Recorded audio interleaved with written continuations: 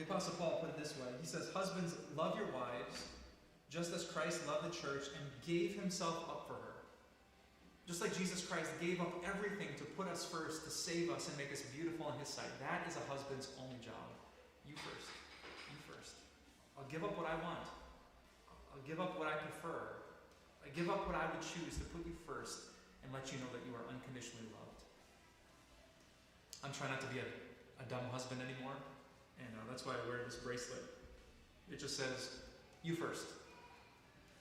And it's my daily reminder that out of reverence for Christ, I'm trying to put my wife first day after day after day. Because I've learned from good times and from bad that that's the only thing that makes marriage work.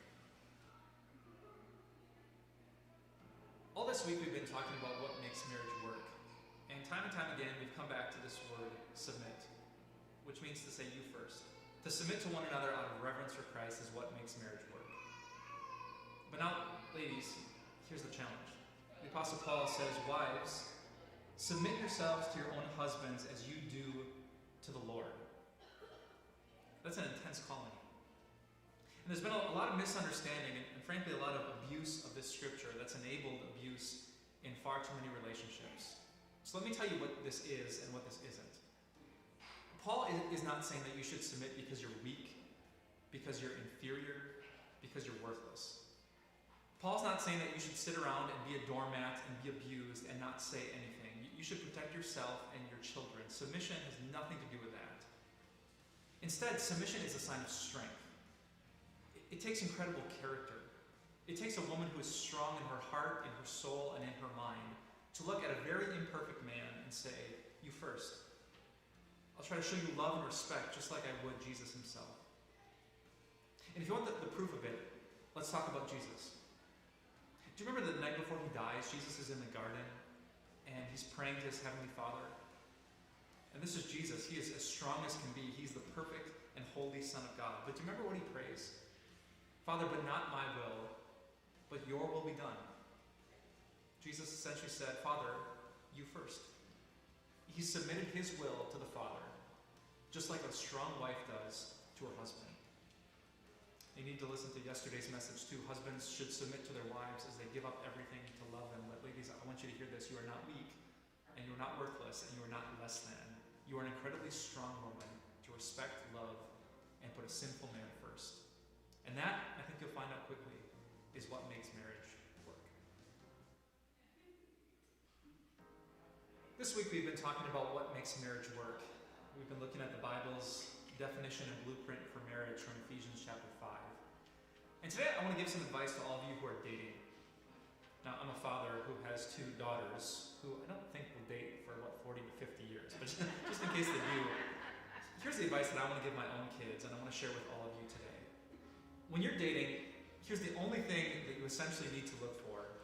Someone who believes and practices Ephesians 5:21. In case you don't know the words, it says, submit to one another out of reverence for Christ.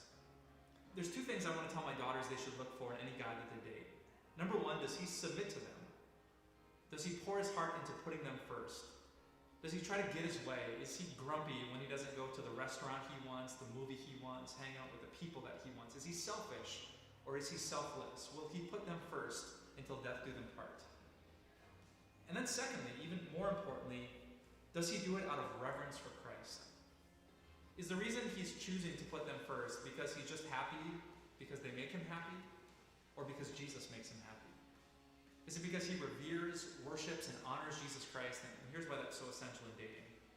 Because every relationship has its ups and downs. There's times in every relationship, every marriage, when your spouse is going to make you really happy, and times when they're going to make you really frustrated. And if the only motivation you have to put them first, to make a godly choice to submit, is because they make you happy, your marriage is not going to work half the time, and probably more than that. But if your motivation is always Jesus, if you're saying you first, honey, no, you first, honey, because you love God and his unfailing love for you, then you will always have the motivation you need to make marriage work. So, if you're dating right now, if you're raising children who might enter the dating scene soon, don't forget these simple words. Submit to one another out of reverence for Christ. That's what will make a future marriage work. Thanks for joining us again for our study of what makes marriage work. Now, if you're in a relationship that's struggling, if you're with someone who's made selfish decisions, and you find yourself slipping into that same temptation, there's a story that you need to hear, and maybe you've heard me tell it before. There's once a woman who was in a really troubled marriage. She and her husband would fight, and instead of putting her first, he would just demand that she give and she change. He'd try to fix her and list all the sins that she did. In fact, during one really heated exchange, he was so angry at her, he stormed out of the room and came back with a notepad of paper. And he said, since you can't seem to remember what you need to fix, I'm going to make you a list. And he started scribbling 1, 2, 3, 4, 5. He gave it to his wife, and she was so furious. She crumpled up the piece of paper, opened the drawer, threw it inside, and slammed it shut. Well, unfortunately, the marriage fell apart. They got divorced. But years later, she met a different man. A man who believed in Ephesians 5 relationships, to submit to one another out of reverence for Christ. And they fell in love, and they got engaged, and they got married, and her life was so radically different. The way she treated her husband was so radically different. But one weekend, her husband was off on a business trip, and she was cleaning up the house, and she opened a drawer and saw way in the back this crumpled up piece of paper. And her heart sank because she knew what it was. She collapsed on the end of the bed and unfolded it and saw that list, the demands that her husband gave. But then this light bulb went on in her head, that all the things on the list she was doing for her husband, for her new husband. Not because he yelled at her, not because he demanded from her, but because he gave to her and loved her with no strings attached. See, that's what grace does in a marriage. And if you're struggling right now, I understand the fear. You think, if I put him first, if I put her first, if I submit out of reverence for Christ, he's not going to change. She needs to fix this, but that's the trap. What can change your marriage, what can revive your marriage is not necessarily a new spouse. It's a new blueprint. And it starts with you. You first. You first. Ask God to satisfy your heart with his unfailing love and pour yourself into selfless service. That has a way of making marriage turn around and working miracles where you never thought possible. That, the choice you make by the power of the Spirit, can make your marriage work once again.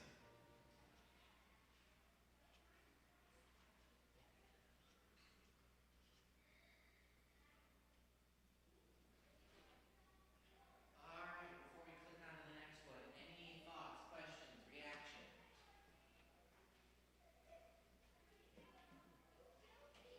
Judy? I just have a comment.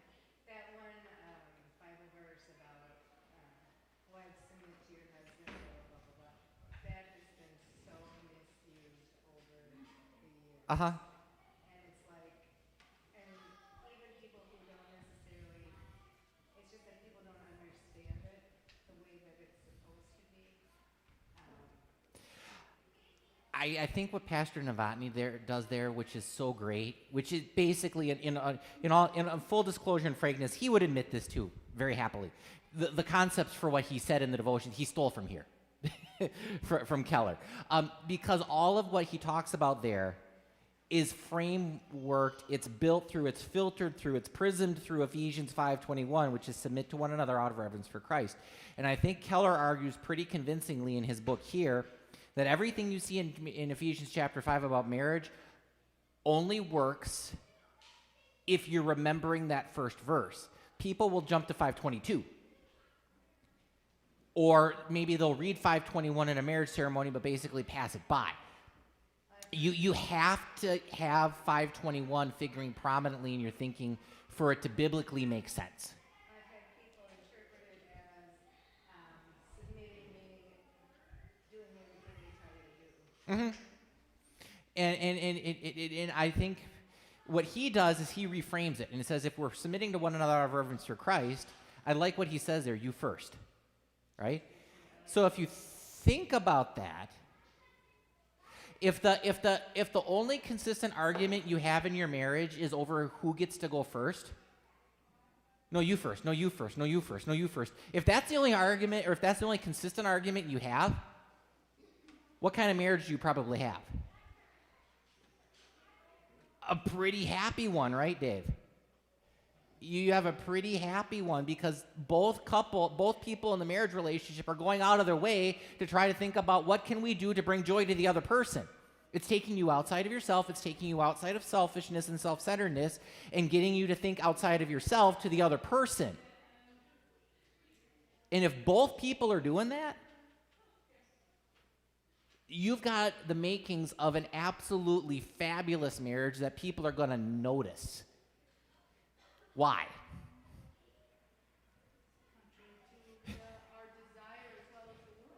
Okay, it's different, right? It's very different from what we see most of the time. Most of the time, what we see is people sitting there going, well, you got to get what you deserve. You got to stand your ground. You got to stick up for, and again, I think Pastor Novotny was very careful here. He doesn't say that you take abuse and that you allow yourself to be a doormat and run over, or that your kids are abused and they're run over. That's not what he's saying. But when it comes to, I heard some chuckles when he talked about, they had that argument and then he went upstairs and he looked at the thing on above their bed and he said, boy, I wish she did that. And he said that with a smile. Why? Because as he grew up a little bit more in their marriage, he realized that it was even more important that he did that, right? That he did it. That it had to start with him. Somebody in marriages that and all marriages aren't perfect. All marriages struggle at some point, at least a little bit, if not a lot. At some point, somebody has to, for a marriage to really work, and again, I will make an argument just by observation, but I think there's data to back this up too. Even secular marriages, the ones that make it 50 or 60 years happily, they figure this out at some point, right? Look at that, whether they're Christian or Hindu or atheist or whatever, if they have a happy marriage where both people in the marriage are happy and you can tell they love each other and they're 75 or 80 and they're still holding hands as they walk down the street, it's because they probably figured that out at some point, that the best way to build a marriage is to seek joy for the other person. You first, right? So I think that's a fabulous thing. I show this video every time I have a couple in my class, in my pre-marriage class. It's one of the first things I like to do is sit down. I like to talk dreams and aspirations with them, and then I like to show them this video and a couple of others because it really sets the groundwork and the framework for how really again, for younger couples, I'm somewhere in that middle ground where Becky and I aren't like newlyweds anymore, but we're not as veteran as some other ones who really got it figured out. We're still kind of in that middle-ish stage of figuring things out. And I think Becky and I are starting to figure some things out, but I can tell you dime to a dollar, if we had taken what is said in that video to heart, if we had taken that to heart back in 05, 06, 07, there would be a whole lot less stress and pain and ouch in our early years of our relationship. There just would be. But youth sometimes can be stubborn, and youth can be self-centered, and so on. So it's really good to really ingest and digest that concept. Mm-hmm. Anything else? Okay, so let's get into the next video here, the one that actually takes us into our first session. Two things you'll notice. One is that you have a kind of a moderator who will introduce himself. Pastor Keller will be actually sitting off to the side in every video, and he'll make comments here and there throughout. And then there's going to be these couples and singles in the room. And you'll notice video to video, sometimes the couples and singles change. That's by design, because they wanted to get a sampling of a broad range of backgrounds and life experience. There's even going to be one couple that shows up multiple times in the video who admit that they're not Christian, but they're willing to hear and listen. That's interesting. It's like he has these prospects. They're like, all right, well, you guys Would you guys be willing to sign on for this and give this a shot? And they're like, oh, okay. So it's interesting because he even brings that in, which I think is good because it helps to broaden our own view, because you're going to run into a lot of people in a lot of marriages that aren't Christian. So I think that is a helpful thing too. So with that, we'll get going into the video.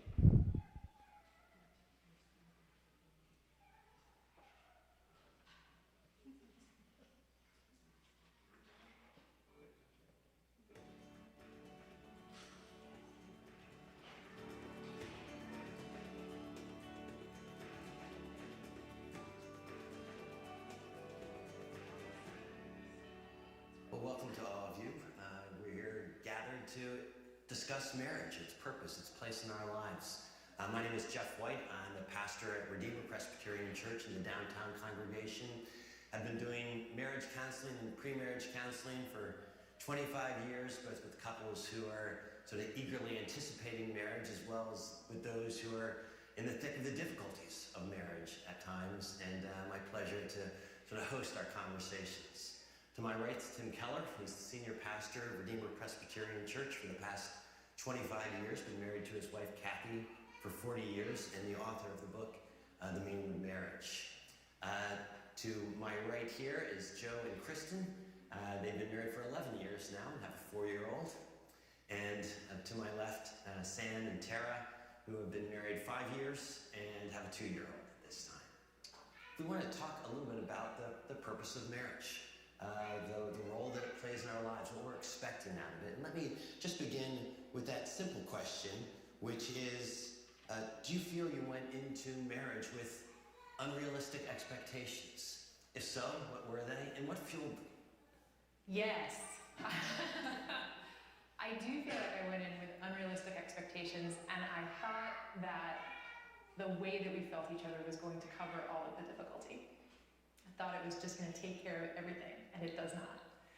Yeah, I mean, I think I didn't expect marriage to be such a process of kind of, it sounds weird, but sort of understanding who I am. I kind of thought, oh, I'm going to be, getting to know my wife, and that's exciting. But now I'm finding out a lot of things about me, good things, bad things. That's sort of interesting and unexpected. Yeah, I think for me, my expectations were unrealistic in the sense that I didn't realize there was a depth to everything that happens between us and to the things that can come up along the way. I think that really escalated with kids. So I guess, yeah, I didn't know fully what I was getting into. Maybe you never do, but I certainly didn't.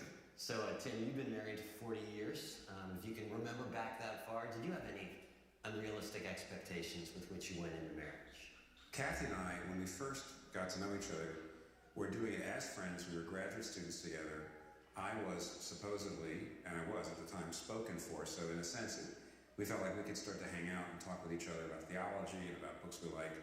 And we got to be pretty good friends, thinking, well, this isn't going to be romantic. And partly because of that, we were pretty honest with each other about our woundedness and our problems and our difficulties.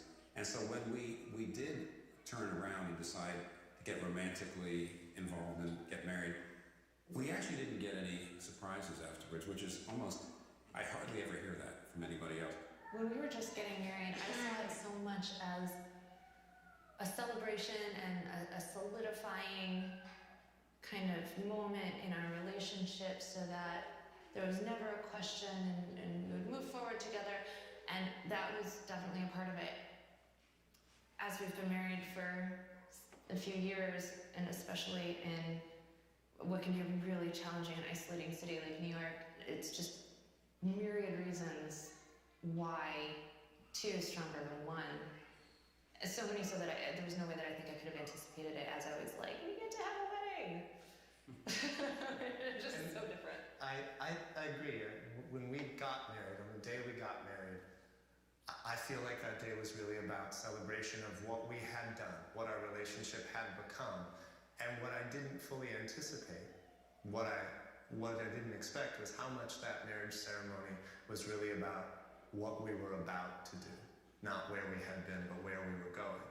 And I think the thing that, for me, makes service so important to that, or what the point of marriage is, which this is how I think it connects to service, is that rather than looking at that marriage as something to acknowledge what we had done and where we had come, I look at our marriage now as a way of bettering one another in a way that we can't when we're alone, in a way that I can't on my own. I feel like we make each other better people. And I feel like that's what we're here to do in our marriage. Why is service so important in marriage? Why is it necessary that it's a real central practice in the life of our relationships? Well, I think in a lot of ways it's because service helps me to remember that my marriage is not about me. My marriage is about this engagement with this other person and what is happening in our lives. And as Christians, we believe that it's what God is doing in our lives. So in the ways that I'm called to serve Joe, I love him and want the best for him. And so in my best moments, that I'm able to get outside myself and do that. And that service causes our relationship to flourish. I think the purpose of marriage has kind of got a horizontal and a vertical level. Let me just talk about this, the horizontal and service side. This doesn't exhaust the question. But the service side, I completely agree with what's being said. The purpose of marriage is actually character change and community building. And they go together. So when I serve my spouse, it's changing me and changing her. And it's creating a community. It actually, not only if you're blessed with children, not only does it create the community the children need to thrive, but actually even friends and neighbors and other people around you in some ways get shelter in that community too. But here's something I can say to you because you both have young children. One of the things that struck me by the time my kids were adolescents is with children you are more unconditionally committed to your children than your spouse. At a functional level. You never took a vow. The fact is that when your spouse isn't what she ought to be, you tend to pull back. There's all that conditionality that works in there. With your kids, they're so helpless that even when they're screaming, even when they're this or that, you gotta do what you have to do.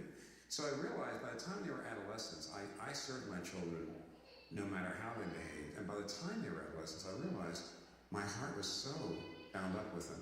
When you act loving toward someone as unrelentingly as you do to your children, you start to feel this incredible love. It follows.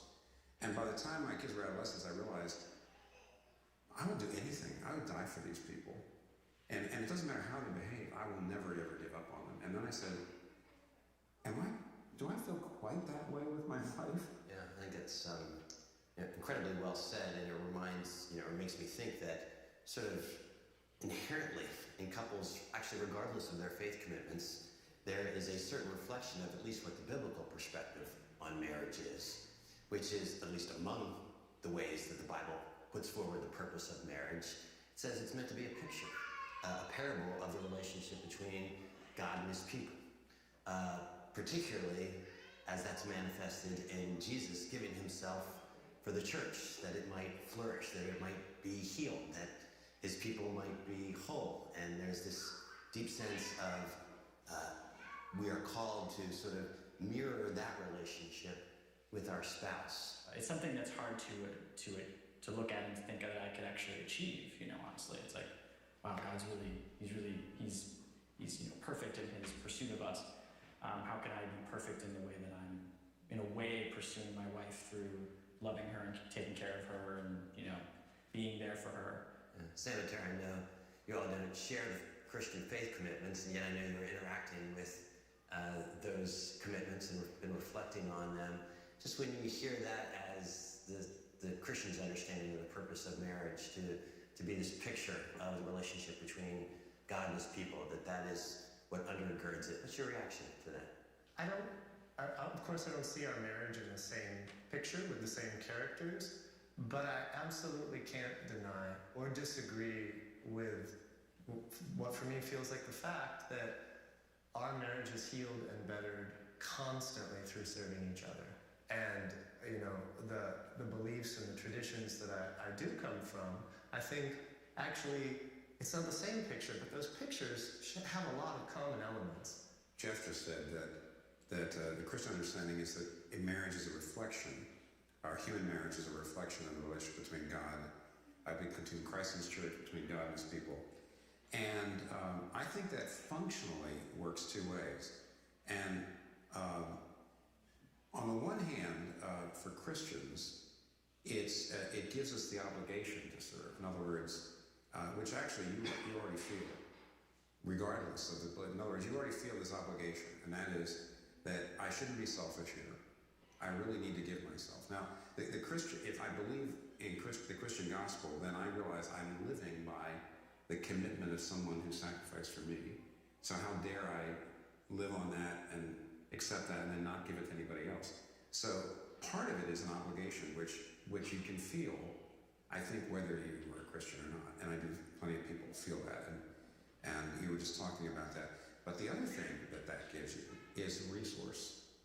If my spouse isn't loving me like I'd like her to love me, but I feel awash in love from other sources, it's really affirmed, really adored elsewhere, then it's a little easier for me to be generous. And that's what relationship with Jesus does. In other words, my relationship with God is not a kind of a tit for tat. If I'm a good person and He blesses me, which is a more traditional religious approach, it's like I'm received and accepted because of what Jesus Christ did for me at infinite cost to Himself. He sacrificed Himself for me. Well, Christians meditate on that and actually feel the love, experience it. And then that makes it easier for me, frankly, to give when I am not getting. And so, on the one hand, the vertical is a kind of obligation. He did this for me, I need to do this for my wife. But on the other hand, it actually makes me want to do it. It gives me the power to do it. And in that sense, the vertical is really important for the horizontal. I think the horizontal, without the vertical relationship, would be pretty exhausting long run. Yeah, I think it can go on fairly well for a good period of time, as long as both people are feeling fairly refreshed and able to give. But I frequently say to couples, hey, your job is not to love each other on the basis of the love you get from the other person, because some days it just isn't there. I add a practical dark note. Yes. If you don't, since you will go through those difficult patches in your marriage, if you don't have, you might say, the divine source for the love that you're not getting from your spouse, at least not enough right now, is you look for it elsewhere. I'd say the most natural and probably the least destructive thing to do is to get it from the children. In other words, you say, well, I'm going to be, and I'll give myself to my child and my children, and they're going to love me back. But in the long run, that's not good either. It's not good for the kids, and it's not good for the marriage. But that's the natural thing, is to say, I'm going to have to get love from somewhere, because right now I'm having trouble giving it and getting it here.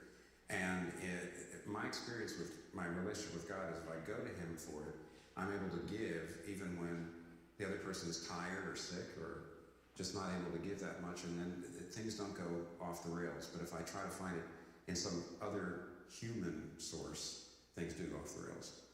I think it's also the idea that like my spouse or my kids can't bear up under the burden of that source of meaning that I'm trying to get from them, or that source of my happiness or my okayness or whatever. They can't withstand that.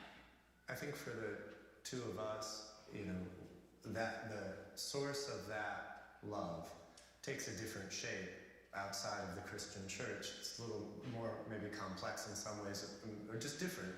But I agree wholeheartedly that there has to be something there outside the two of us. And we have this image, this idea that, it's a very romantic kind of American story. It's you and me against the world, babe. And I think that that's a trap.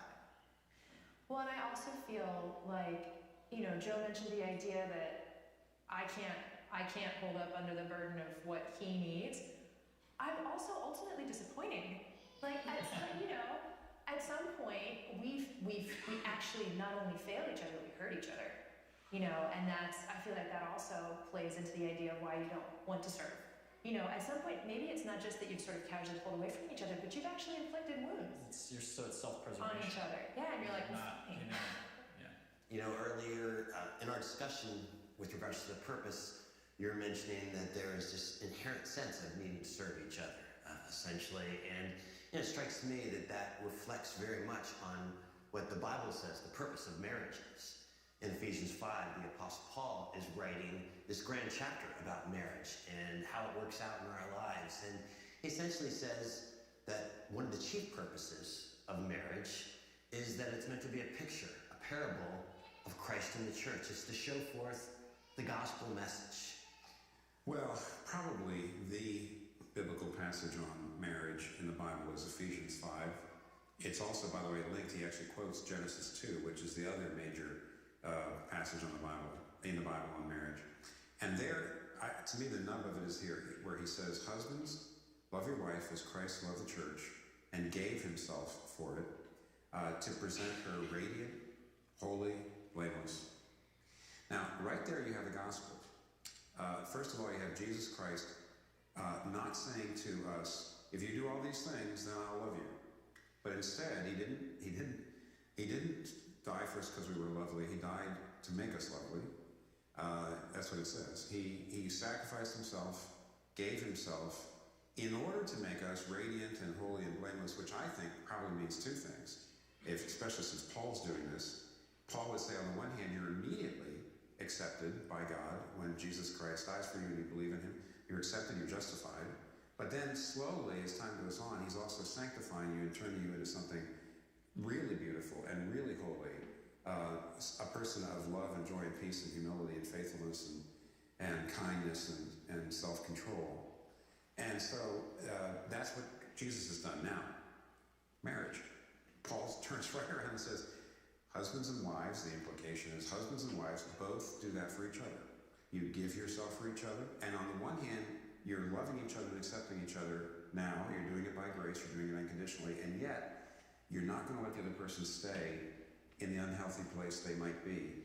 You're going to try to goad them on, never saying I won't love you unless you change, but saying because I love you, please change, and bring that person to become more and more of a radiant, holy person. And so it's all there. It's the gospel is there, and marriage is supposed to be based on the gospel. Sam, Tara, your reaction to this biblical idea that marriage, among other things, has this purpose of reflecting the relationship of God to his people, and it provides both a source, a love, as well as an example? Well, I think for me, as a non-Christian, I absolutely feel like I need to find models and resources to support our marriage that are more than just between the two of us. And those aren't always easy to find. We find them in our community, we find them in our friends, we find them in our philosophy and our beliefs, and the common ground that we share, and the recognition that we are a couple in something so much bigger than the two of us. And I think that we're working in our best ways for the betterment of not just ourselves, not just our family, but the people we love and even the people we don't love. But that is hard. I'll be frank, I find the picture enviable, because I think for us it's much more complex. And Tim, you and I have spoken about this in the past, but I do feel like sometimes when we can't look just to one common deep well, we get into trouble when we're looking in different directions. We get into trouble when a well we expect to be a deep resource isn't as deep or is a lot drier than we expected. But I do think there's a balance that comes for us from this tension of many different sources of support, none of which are infinite, none of which are always reliable, but there's a web there that has been so far enough to hold us. Well, and one thing that I think we've done in order to improvise kind of around our lack of a central well is try and be certain to communicate during non-crisis times in preparation for those times, especially since we've gone through some hard times and seen how difficult it can be in the moment when we're already depleted and exhausted emotionally and physically, and to make sure that we practice, for lack of a better term, to prepare for the time it does come again, and make sure that we understand our pitfalls, our own personal pitfalls, and try and look in the same direction so that we can stay together as a union and help each other through difficult times instead of trying to retreat and nurse our own wounds individually. And that keeps us strong. Yeah, and I think that, like, I'll be honest, when I hear that passage, when I hear you talk about how it relates to your own marriage, I think to myself, I'm like, wow, it would be great if God had our back. Like, that's quite a team. The gospel, in essence, is, God has graciously given his son for us. He spared not his son and will graciously give us all things. And therefore it takes care of that scarcity issue that you mentioned. If God's given his son, he's not going to hold anything back. I'm always going to have plenty to give. I'm set free to serve. That's our conversation for now.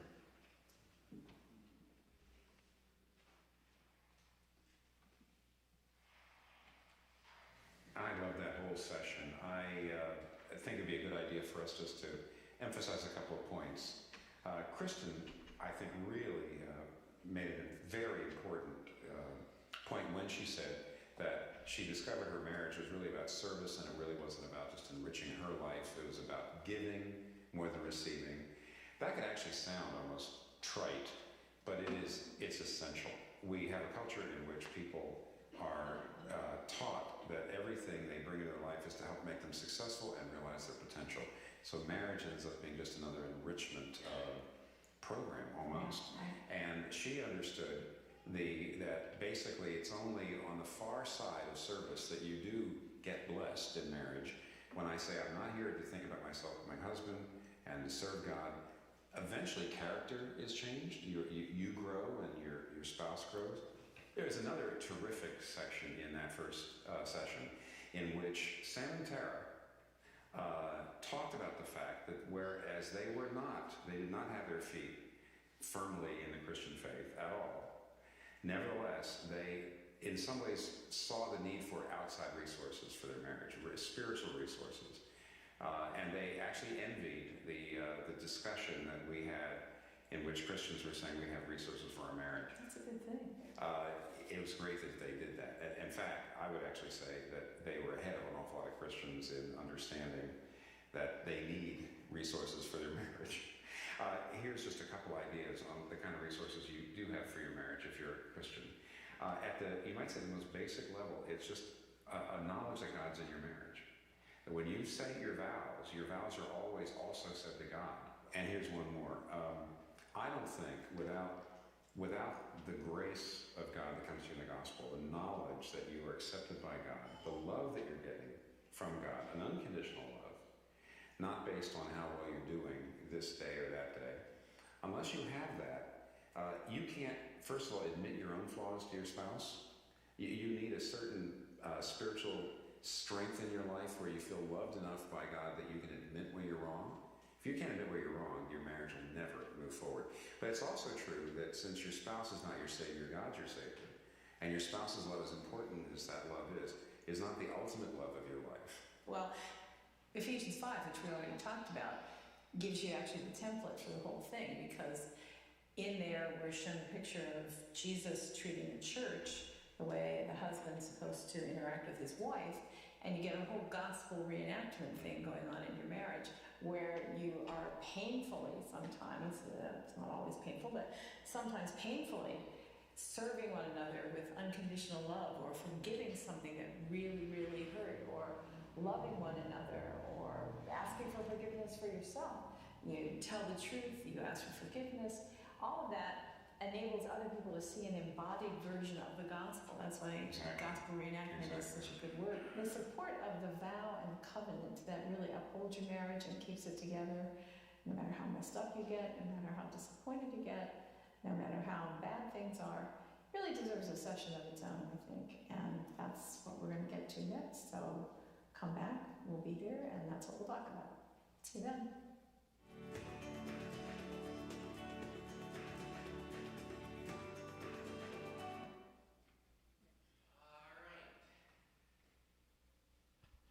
So we got about 5 minutes or so left here. Any initial thoughts, reactions, questions about this?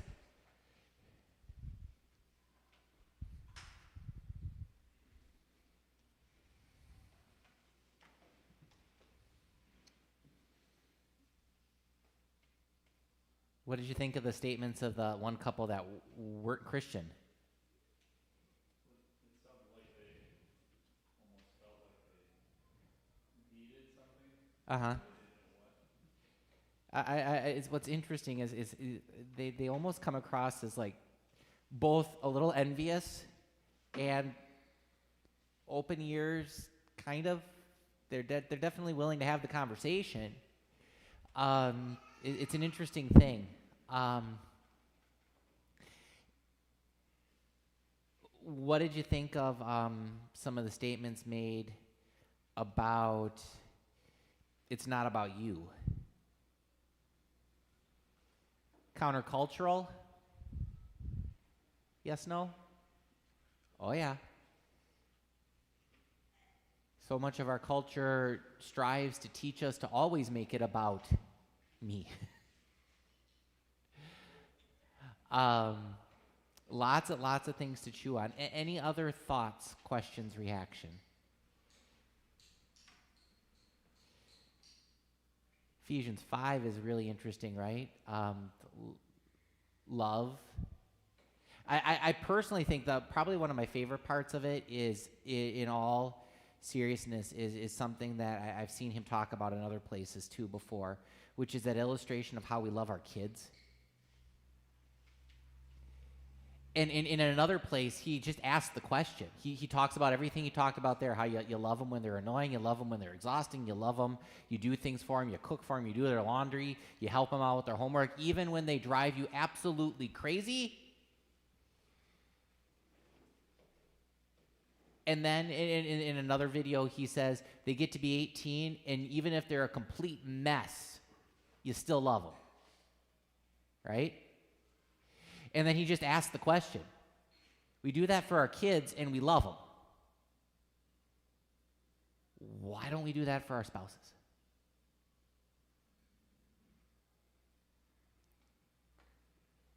I think it's a really important, penetrating question, right? We'll do that for the kids because, you do that for the kids, right? They need the help. You have to help them. And then after years and years of doing it, you're just like, I need to help them. Even if they're completely, even if they completely turned you gray, you love them and you want to help them. And you want them to thrive, and you want them to do better, and you want to help them thrive and do better. And he says, why don't we do that for our spouses? I think it's a really important question to chew